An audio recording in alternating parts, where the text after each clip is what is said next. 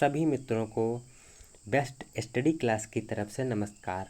आज फिर हम आपके लिए problematic soils and there management अर्थात समस्यात्मक मृदाएं तथा उनका प्रबंध के बेस्ट क्वेश्चन आंसर लाए हैं।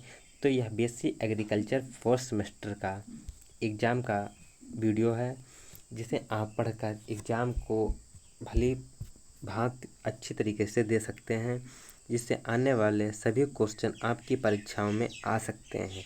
तो समय को नष्ट ना करते हुए बढ़ते हैं आज के पहले प्रश्न की तरफ। यह पार्ट फर्स्ट है। आप हमारे चैनल को सब्सक्राइब कर लीजिएगा, साथ में बेल आइकन दबा लीजिएगा, जिससे कि इसका आने वाला अगला पार्ट आपको सबसे पहले प्राप्त हो सके। तो बढ़ते हैं आज के पहले प्रश्नों की तरफ।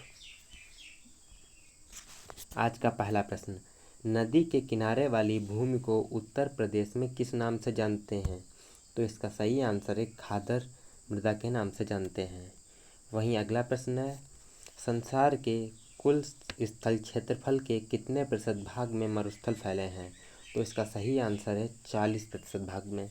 यहाँ पर संसार की बात की गई है दोस्तों, ना कि भारत की। बढ़ते हैं अगले प्रश्न की तरफ। राजस्थान का मरुस्थल उत्तर प्रदेश की कितनी भूमि को प्रतिवर्ष कृषि के अयोग्य बना रहा है? तो इसका सही आंसर है 3200 एकड़ भूमि को। बढ़ते हैं अगले प्रश्न की तरफ। राजस्थान का मरुस्थल कितने क्षेत्र में फैला है? तो इसका सही आंसर है 20,800 वर्ग किलोमीटर में। बढ़ते हैं अगले प्रश्न की तरफ। आलवणी क्षारीय मृदाओं को गोवरोइज ने किस नाम से पुकारा था?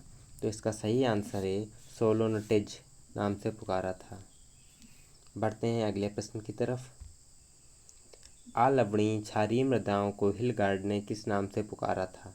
तो इसका सही आंसर है ब्लैक एल्काली सॉइल्स। बढ़ते हैं अगले प्रश्न की तरफ। भारत में कुल कितने क्षेत्रफल पर कृषि होती है? तो इसका सही आंसर है 6.57 करोड़ हेक्टेयर भूमि पर होती है। बढ़ते हैं अगले प्रश्न की तरफ। मृदा शब्द की उत्पत्ति लैटिन भाषा के किस शब्द से हुई?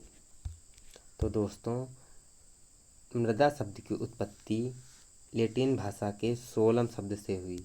किस शब्द से हुई? सोलम शब्द से हुई। बढ़ते हैं अगले प्रश्न की तरफ। मृदा विज्ञान का अध्ययन किन रूपों में किया जाता है? तो मृदा विज्ञान का अध्ययन 2 रूपों में किया जाता है। बढ़ते हैं अगले प्रश्न की तरफ। मृदा की ऊपरी परत जिसमें कृषि करते समय औजार तथा मशीनरी आदि चलाते हैं, वह मृदा कहलाती है। उसे पृष्ठ मृदा कहते हैं। बढ़ते हैं अगले प्रश्न की तरफ।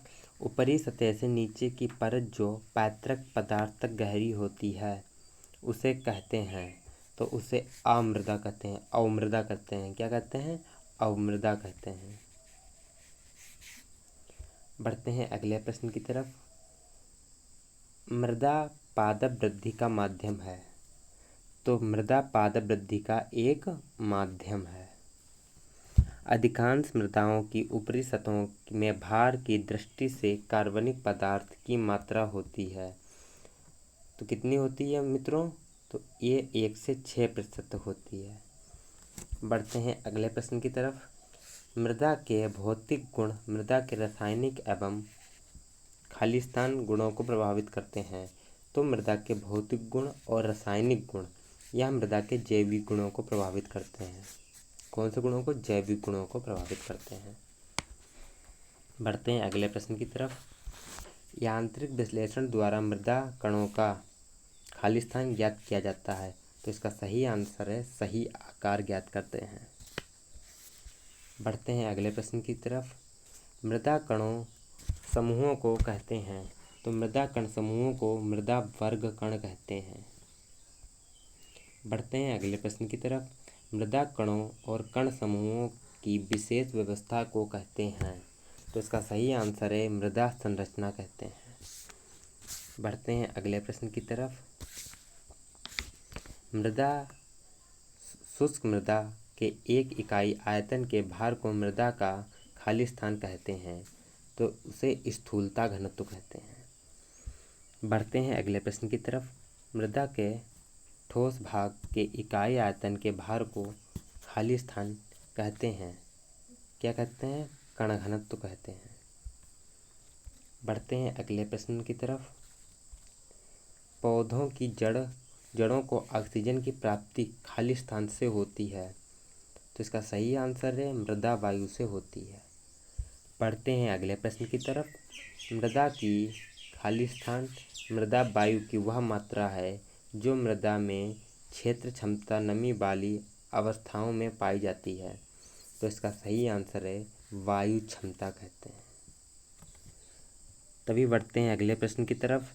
पीट मृदाओं में खनिज मृदाओं की अपेक्षा खाली स्थान CO2 होता है। तो पीट मृदा में खनिजों मृदाओं की अपेक्षा CO2 अर्थात कार्बन डाइऑक्साइड अधिक होती है। बढ़ते हैं अगले प्रश्न की तरफ।